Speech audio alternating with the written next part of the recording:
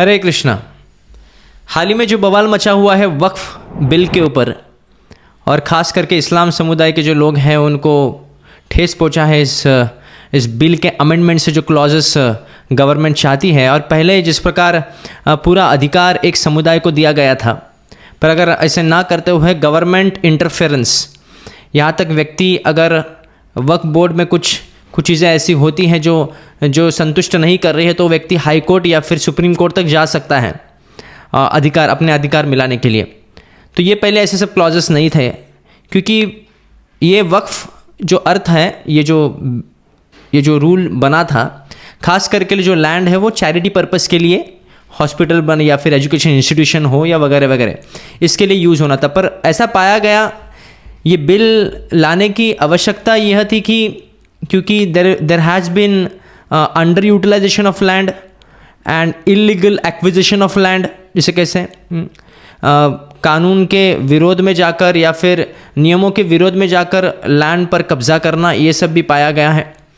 और साथ साथ में गवर्नमेंट इसमें इंटरफेरेंस करना चाहती है और to utilize the land properly by keeping in the mind the welfare of the general public. तो इसको ध्यान रखते हुए इस वक्फ बिल अमेंडमेंट में कई सारे क्लॉजेस हैं, कई सारे इसमें आपको कई सारे वीडियोस भी मिलेंगे, कई सारे चर्चा में आजकल इसके बारे में बात कर रहे हैं।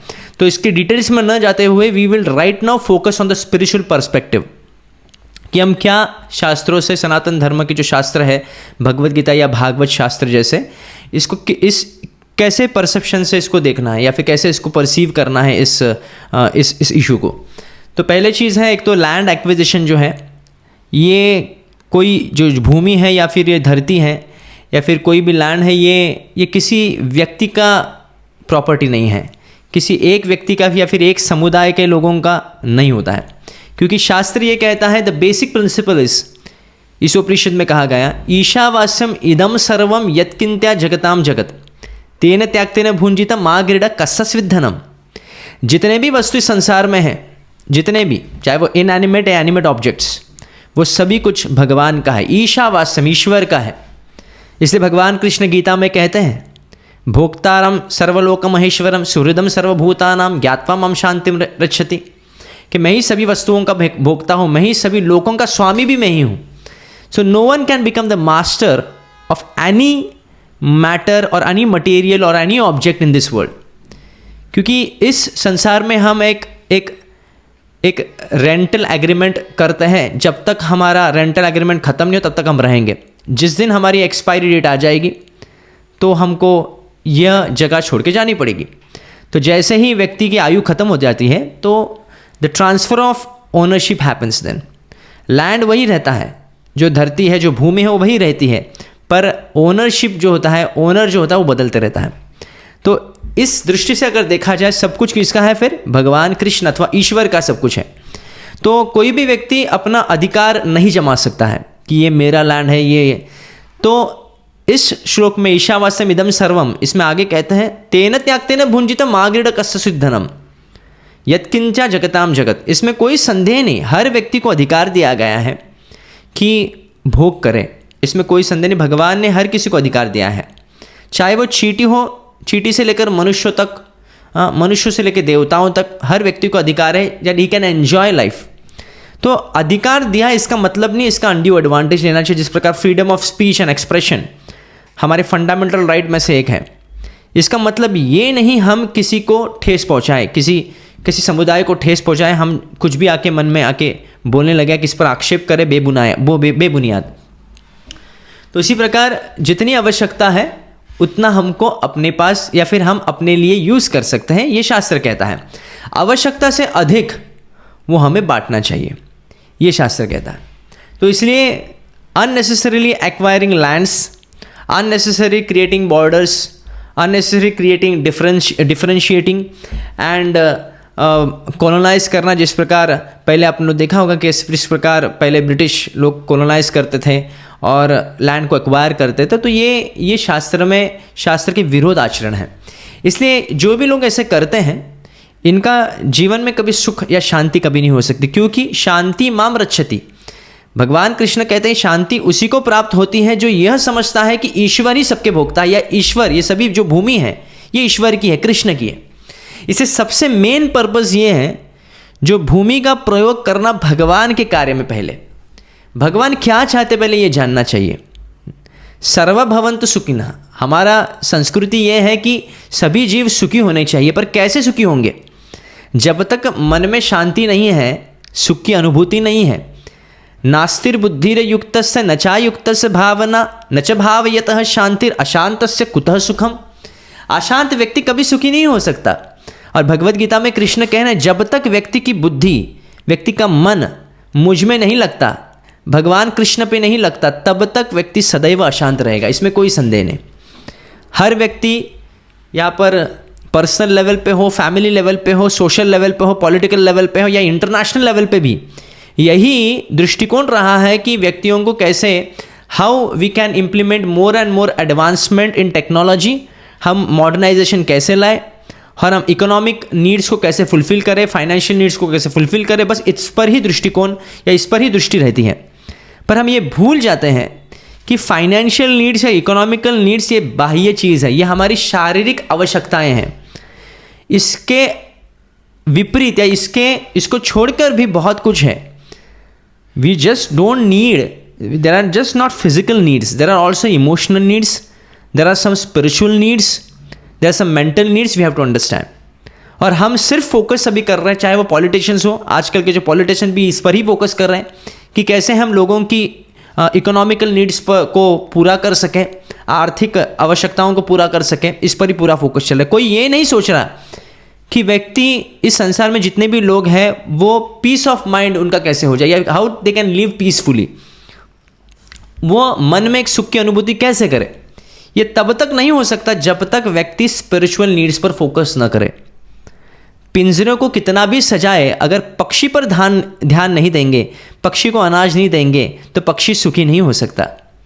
उसी प्रकार हम ये शरीर रूपी पिंजरे पर कितना भी ध्यान दें, कितने भी हम सो कॉल्ड इकोनॉमिकल नीड्स पर ध्यान दें, अगर आत्मा संतुष्ट नहीं है तो हम सुखी कभी नहीं हो सकते। This is the basic knowledge, spiritual knowledge we must have, everyone should have. और इसलिए ये जो इशू है लैंड एक्विजिशन का कि ये मेरा लैंड है, ये उसका लैंड है, हमारे लैंड पर क्यों कब्जा कर रहा है, ये समुदाय पर बहुत अत्याचार हो रहा है, माइनॉरिटी पर बहुत अत्याचार हो रहा है, किस अत्याचार की बात कर रहे हैं? सबसे बड़ा अत्याचार वह है कि भगवान को भूल जाना, या फिर भगवान को भूलवाना, या भगवान के नाम पर विद्रोह मचाना, या भगवान के नाम पर लोगों को कष्ट पहुंचाना। ये तो सबसे बड़ा अपराध है, इसको पहले बंद कीजिए। We should first have discipline on own life. So focusing on the spiritual needs, ये सबसे वेरी इंपॉर्टेंट टास्क हमारे लिए। जब तक हम मन शांत नहीं तब तक सुख की अनुभूति हो नहीं सकते। इसलिए शांति प्राप्त करने के लिए सर्वप्रथम ये जानना है कि ईश्वर का सब कुछ है, मेरा कुछ इस संसार में है नहीं। अगर मेरा कुछ है तो वो ईश्वर है बस। ममय वंशो जीवलोके जीवभूत सनातन, कृष्ण स्वयं कहते हैं सभी जीव मेरे अंश हैं। उसी प्रकार कृष्ण भी हमारे, या भगवान भी हमारे ही हुए। जब तक ये भावना नहीं तब तक मन में शांति नहीं, और जब तक मन में शांति नहीं तो सुख तो भूल जाइए। तो इसलिए अनुरोध है सभी लोगों को, इस इश्यूज़ में ज़्यादा व्यक्ति को मनन नहीं करना चाहिए। इसमें जितना भी आप कितने भी प्रॉब्लम्स के सोल्यूशन निकालें, एक्सटर्नली हम कितने भी प्रॉब्लम के सोल्यूशन निकालेंगे, हम संतुष्ट, हम सुखी नहीं हो सकते। इसलिए एक नीतिकार, बहुत नीतिशास्त्र का एक श्लोक है, बहुत इंपॉर्टेंट श्लोक है, अहम निज परवेत्ति गणना लघुचेतसाम उदार चरित्राणाम वसुधैव कुटुंबकम। हर व्यक्ति को ये भावना लानी पड़ेगी कि ये मेरा, ये उसका, ये भावना को त्याग कर अहम निज परवेत्ति गणना लघुचेतसाम, this is narrow mind attitude. उदार चरित्राणाम, जिसका चरित्र उदार है, who is of extraordinary calibre, who is a great personality, उसकी विचार कैसा है? वसुधैव कुटुंबकम, सारे धरती के जितने भी जीव हैं, these are my family members, ये मेरे परिवार है। तो जब परिवार पर हम कभी आंच नहीं आने देते, उसी प्रकार हर जीव पर आंच न आने दे, यह हमारी सनातन संस्कृति है।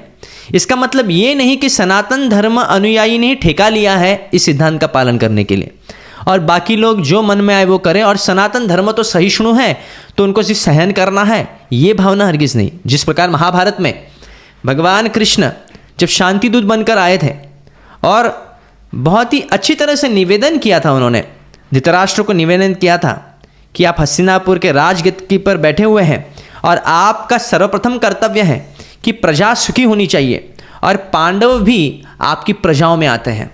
ऐसा नहीं कि पांडव सिर्फ आपके भाई के लड़के हैं, बल्कि वो प्रजा भी, इसलिए कोई प्रजा पर कभी भी उन पर विद्रोह नहीं होना चाहिए, कभी भी उनको दुख नहीं पहुंचाना चाहिए, उन पर अन्याय नहीं होना चाहिए। ये भावना भगवान कृष्ण इसका प्रचार करते हैं धृतराष्ट्र के सामने और ये कहते हैं कि पांडवों को इस प्रकार बर्खास्त करना ठीक नहीं, उनको जो उनके अधिकार की ज़मीन उनको दे देनी चाहिए।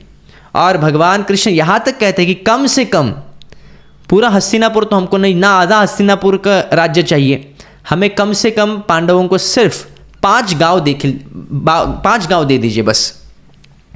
पर जैसे ही इस बात को सुनते हैं धृतराष्ट्र, वो मौन रहते हैं। जहाँ पे उनको बोलना था वहाँ पे वो मौन रह जाते हैं।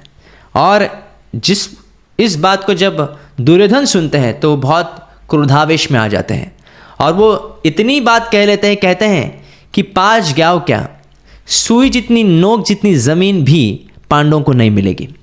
जब भगवान कृष्ण सुनते हैं तो ये कहते हैं अभी युद्ध निश्चित है और इसमें कोई संदेह नहीं। हमने पूरा प्रयास किया युद्ध ना होने के लिए, पर अब कोई विकल्प सामने नहीं दिखता है, तो दुर्योधन की मंशा है कि युद्ध होना ही चाहिए, तो युद्ध होगा।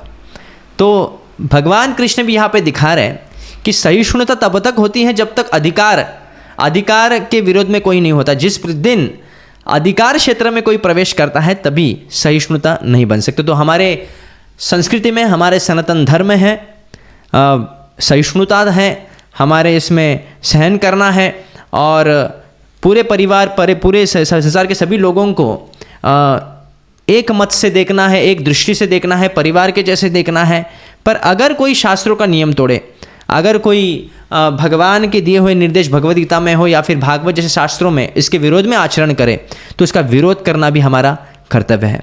इसलिए ये जो इशू है, हमको अगर स्पिरिचुअल पर्सपेक्टिव से देखना है इसे, तो ये समझना है कि जितने भी भूमि है, जितने भी ज़मीन है, जितने भी संसार के जो ऑब्जेक्ट्स हैं, ये सब कुछ भगवान कृष्ण का है, भगवान का है।